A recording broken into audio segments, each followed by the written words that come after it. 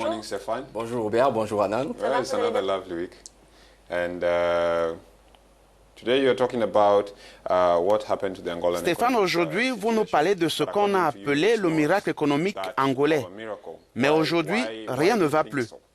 C'est l'actualité de ce pays, Anan Robert. Rien ne va plus dans l'économie angolaise. Le pays, qui est deuxième producteur d'or noir sur le continent, faut-il le rappeler, subit de plein fouet l'effondrement des cours mondiaux du baril. À 39 $ le baril contre 100 il y a 2 ans, les caisses de l'État sont vides. La diminution des liquidités en devises et le ralentissement économique ont un effet négatif sur le système bancaire angolais. En outre, le taux de croissance évalué à 2% cette année est largement en dessous des 20,6% ou 24,4% atteints respectivement en 2006 et en 2007. Le déficit budgétaire, lui, dépasse les 6% du PIB. Plus d'un tiers de la population vit dans la pauvreté et l'inflation est à 30%.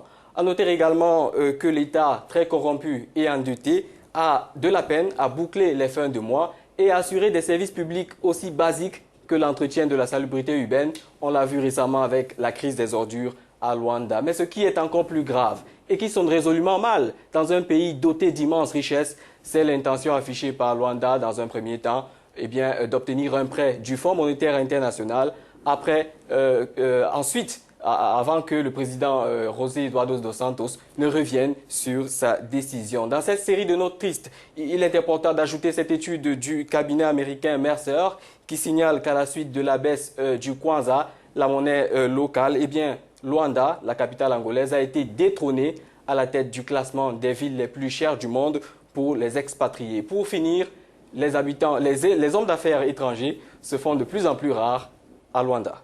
Et les autorités ont-elles été surprises par cet état de fait, en fait? Il est difficile, Anan Robert, d'y répondre de manière tranchée. Mais ce qu'il faut retenir globalement, grosso modo, c'est que pendant longtemps, l'Angola a bâti sa politique économique sur la rente pétrolière. Tenez par exemple ces quelques chiffres. Le pétrole à l'Angola, c'est 40% du produit intérieur brut, 70% des recettes fiscales du pays et 95% de ses recettes en devises.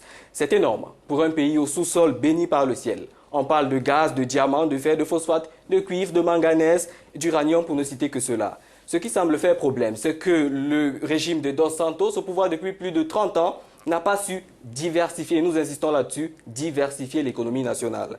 Les autorités n'ont pas su saisir les opportunités de l'or noir après la fin de la guerre civile avec la rébellion de l'UNITA pour réduire la dépendance aux matières premières. C'est ce qui peut justifier que le pays soit autant affecté par la chute des cours mondiaux du baril. Merci beaucoup Stéphane. Merci Anan, merci Robert. Thank you very much, Stéphane, for joining us. Merci Stéphane pour cette rubrique.